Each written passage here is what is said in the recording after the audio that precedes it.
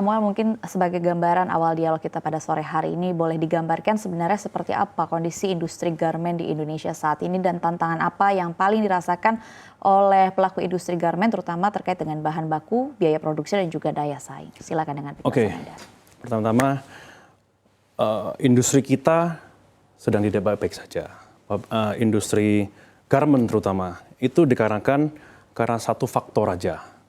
Dari satu faktor ini itu merambat untuk kemana-mana. Salah satunya adalah impor ilegal. Jadi barang-barang yang masuk ke Indonesia, ya barang-barang bekas, barang-barang yang dijual di online, barang-barang dari luar negeri yang tidak ada izinnya, lalu dijual lebih murah, ya lebih banyak promonya, lebih banyak ini, lebih menarik, sehingga menurunkan yang namanya minat dari brand-brand lokal untuk kembali lagi ke manufacture lokal Indonesia.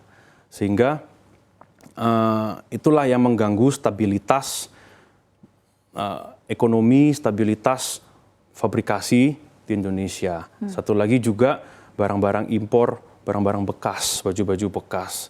Itu juga menurunkan, menjadi saingan yang tidak terduga oleh brand-brand lokal sebenarnya, dijual lebih murah dengan embel-embel dari luar negeri, sehingga orang-orang yang tidak mengerti, tidak paham, pokoknya aku beli baju luar negeri nih, harganya murah, yang pokoknya luar negeri dan luar negeri. Dan itulah yang menjadi masalah yang tidak terduga sebenarnya. Oke, berarti memang masalah utama yang sedang dihadapi oleh industri garmen Indonesia pada saat ini adalah berkaitan dengan satu, impor ilegal, dan yang kedua adalah baju atau produk tekstil bekas yang sebenarnya juga ilegal juga begitu ya. Semuanya ilegal. Semuanya ilegal. Oke, kita akan elaborasikan lebih dalam gitu berkaitan dengan fenomena ini. Terkait dengan fenomena banjir impor produk tekstil ilegal dan juga baju bekas. Sebenarnya seberapa besar dampaknya terhadap pabrik lokal? Mungkin boleh digambarkan. Ya kembali lagi seperti tadi, baju bekas itu datang dengan diselundupin, masuk dengan lebih murah, tanpa bayar pajak? Tanpa bayar pajak, dari negara yang sumbernya dijual dengan bukan per baju, tapi kiloan, masukin ke karung, berapa kilo, terus kirim ke Indonesia. Dan sampai di Indonesia dengan embel-embel barang luar negeri, lebih murah, walaupun bekas, tidak ada yang memikirkan itu. Itulah yang membuat,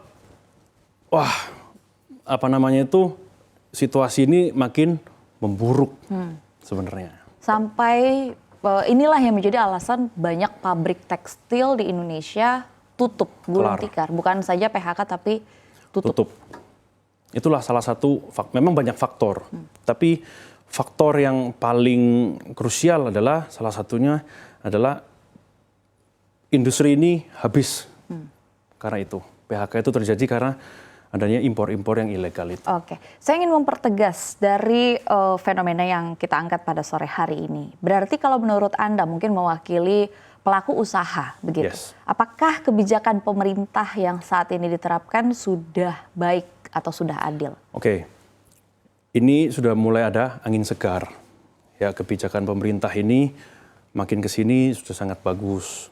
Kita kan selaku pelaku industri, kita yang punya pabrik, kita lihat day by day bagaimana progresnya lewat Menteri Keuangan, lalu Dirjen Bea Cukai, yang beberapa saat yang lalu saya lihat belum lama ini ya, dia ngerebek ini, ngerebek itu, baju-baju bekas di pelabuhan kecil, pelabuhan ini, pelabuhan itu menjadi suatu prestasi menurut saya, karena dengan adanya penggerbekan itu membantu kita industri, ya fabrikasi dan UMKM untuk tetap bisa melanjutkan hidup.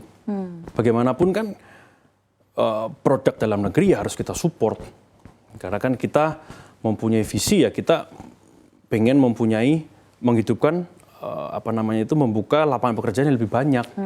Bagaimana caranya, ya harus ditambah dengan dukungan dari masyarakat juga supaya ya tidak melakukan atau tidak beli barang-barang yang seperti itu. Oke.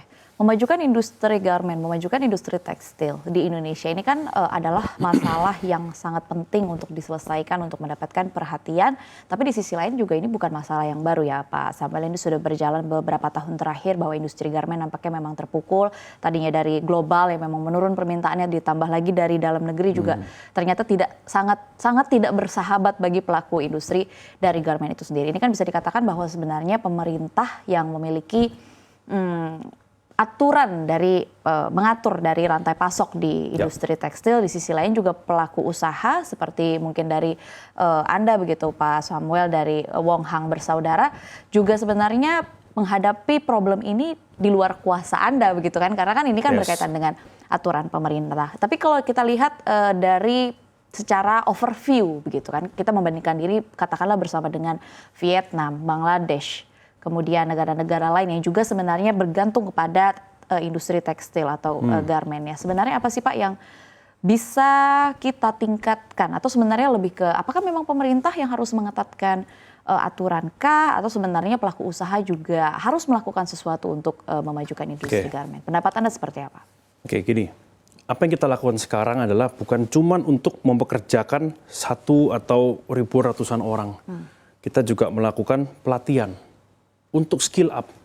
Itu sangat penting. Skill up itu dilakukan, kita menerima orang itu dengan standar yang kira-kira segini. Lalu karena kita lihat dia berpotensi, akhirnya kita mempunyai holding. Salah satunya adalah pelatihan. Pelatihan itu ya untuk pelatihan, kita punya PT konstruksi, kita ada PT MEP, juga sepatu, ya kan. Kita juga punya baju. Nah, dari masing-masing PT inilah yang kita ajarkan ke mereka untuk salah satunya untuk skill up. Skill up itu artinya next time atau besok-besok itu bisa membuat lebih efisiensi yang pertama. Efisiensi itu kan menekan budget juga. Oke, betul. Kerjanya lebih cepat, lebih efisien, itu yang sedang kita, ini adalah upaya program yang kita inginkan masalah itu selesai. Karena jangan sampai harusnya bekerja waktunya sekian, dia tidur. Karena tidak ada tanggung jawab atau bagaimana. Jadi program-program yang seperti itu yang sedang kita kerjakan. Dan kenapa, bagaimana kita bisa bersaing dengan Vietnam, Bangladesh dan lain-lain. Sebenarnya kita tidak kalah-kalah banget, oke? Dengan Vietnam, Bangladesh dan lain-lain itu kan yang dikejar adalah upah. UMR-nya memang labornya lebih lowest. Dan di masing-masing provinsi, kota, kan kita ada Jawa Timur, Barat, Tengah dan lain-lain.